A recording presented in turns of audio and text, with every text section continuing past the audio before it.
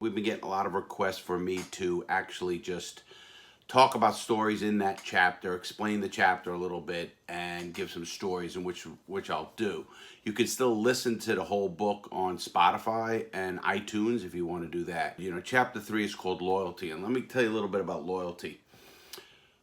When you get into the mob, people think, oh, you just make some money, you get pulled into the mob. That's not how it works. You are tested on loyalty, and let me give you a little thing how Dominic tested me. Uh, it was crazy. I'm sitting at home. I'm in Florida, and Dominic. I actually get a call from Willie, not Dominic. Willie calls me. He says, "Hey Larry, be up here tomorrow at 9 a.m."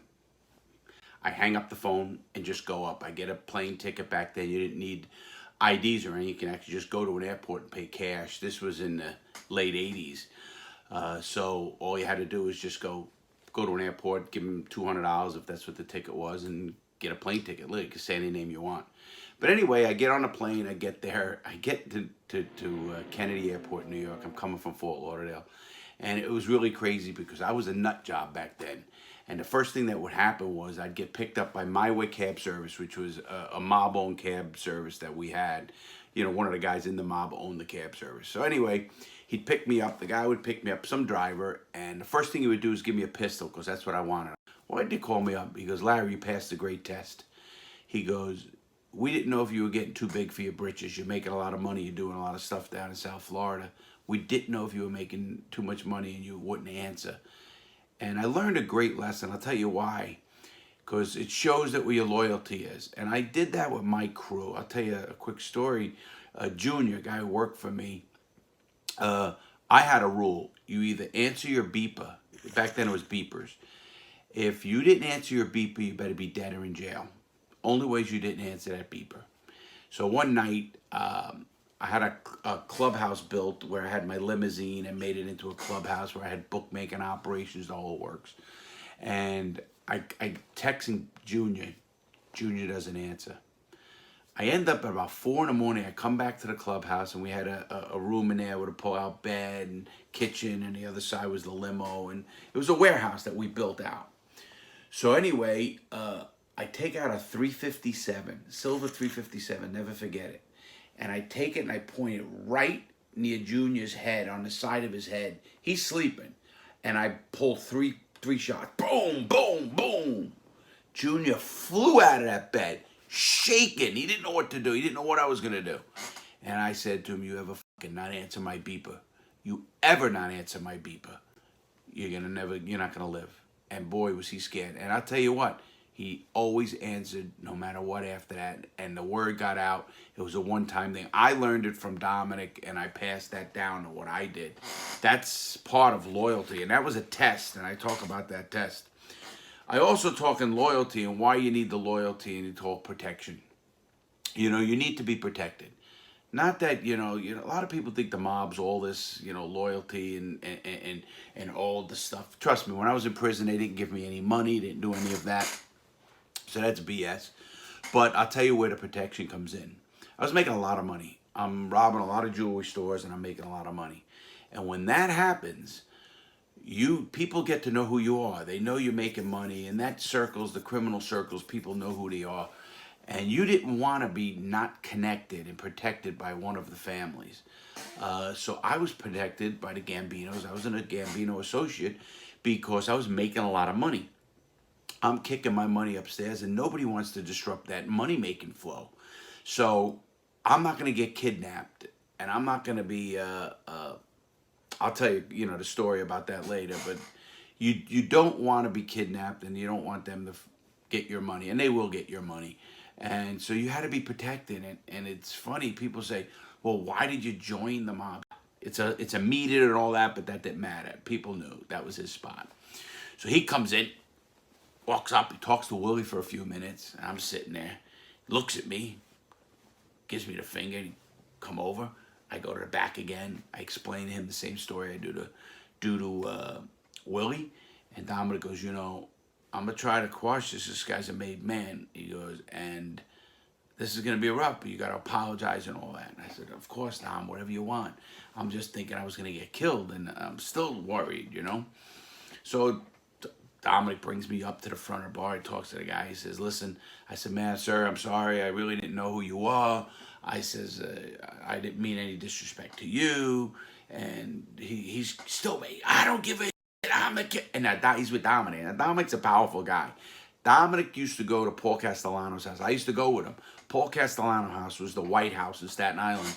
They called it the White House. It looked like the White House with the big stanchions, and it's up on Toad Hill in Staten Island.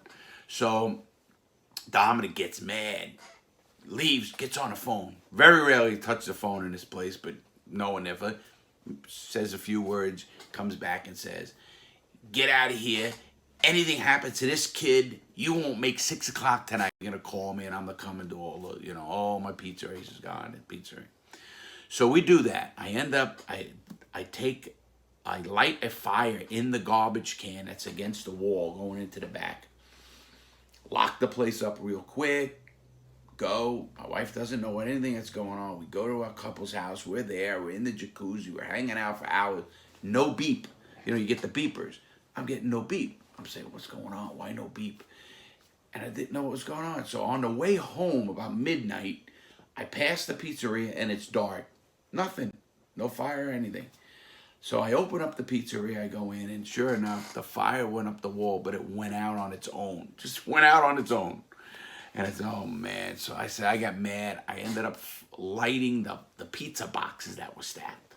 So I light the pizza boxes, come out, close the door, go home, and all of a sudden, 15 minutes later, my beeper goes off, the phone's going off, your place is on fire. I go down, oh, my God, my place is on fire, oh, my God.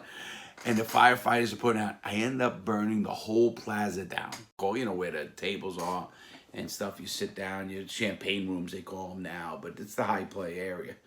So we're sitting up there, and we knew a couple of girls up there. And there's another guy in that area, and he's really talking and really disrespecting this girl I knew up there. And I don't know who he is, so I go up to him, and he looked at me, and boom, I hit him. Bam! He kind of rocks and goes back, and he goes, Ernie owned the place, splits us up, and the guy's going, I'll fucking kill you. And yeah, you're in our place in South Florida, and you're going to kill us. So, but Ernie says, we're going to put you in a 55-gallon drum, motherfucker. Get in the back. We're going to get out of here. Get out of here. I forget about it, what do I know? So I'm back in Brooklyn. I'm at the home stretch, and it's a Saturday, a bunch of people around, and in comes this guy that I hit, and another guy. I don't know him. He notices me, sees me down at the end with a whole bunch of our guys, and he goes, I'm going to kill him. And I'm like, who is this guy? It dawned on me, it's the guy I hit. I always had a pistol on me. So I'm like, what's going on? And then everybody's screaming, and he's coming around. Our guy's like, what? They don't know who he is. But Willie knows who he is. So Willie goes, whoa, what's going on? And this guy says, this guy disrespected me. I was in Florida. And the story comes out. I'm like, what the hell? Willie goes, hold on. He calls me in the back. He actually calls me into the storage room. He goes, Larry, what happened? I said, Willie, what do you mean what happened? I'm in South Florida. The guy's an asshole. He was bullshitting with a girl. And he was real disrespectful. I hit him. Willie goes, man, well, we got some problems now. And I'm like, oh, shit, what's going on? He goes, all right. He goes, I got to call Dominic. So Dominic lived in Jersey. So Willie goes, clear it out. And the whole bar clears out onto Kings Highway. It's right off Kings Highway and West 10th is the home stretch. So everybody, there's got to be about 30, 40 guys out in the street. And they're just waiting there. But I'm in the bar sitting at one end, way long. It's a long bar. I'm at the end with Joey. I kept Joey with me. And Joey did the drugs. I did the robberies. And we were up and coming guys. And this guy's on the other end with his friend. And I could feel the venom. And I'm like telling Joey, man, I got to kill this guy, Joey. I got to kill him. I don't give a fuck. I got to kill this guy, man. What the fuck? I didn't know all this shit. And he goes, man, calm down, you psycho. All of this. In comes Dominic. Dominic's this little 5'7" guy. Comes all the way from Jersey. He had a parking spot right in front of the home stretch. No one could park there. That was his spot. So we're in Flicks, and we're up in the high roller area, kind of high roller you call, where the tables are and stuff. You sit down, your champagne rooms they call them now, but it's the high play area. So we're sitting up there, and we knew a couple of girls up there. And there's another guy in that area, and he's really talking and really disrespecting this girl I knew up there. And I don't know who he is, so I go up to him, and he looked at me, and boom, I hit him. Bam!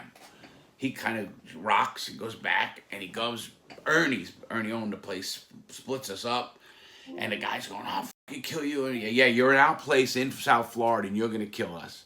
So, but Ernie says, we're going to put you in a 55-gallon drum, motherfucker. Get in the back. We're going to get out of here. Get out of here. I forget about it, what do I know? So I'm back in Brooklyn. I'm at the home stretch, and it's a Saturday, a bunch of people around, and in comes this guy that I hit, and another guy. I don't know him. He notices me, sees me down at the end with a whole bunch of our guys, and he goes, I'm going to kill him. And I'm like, who is this guy? It dawned on me, it's the guy I hit. I always had a pistol on me. So I'm like, what's going on? And then everybody's screaming, and he's coming around. Our guy's like, what? They don't know who he is. But Willie knows who he is. So Willie goes, whoa, what's going on?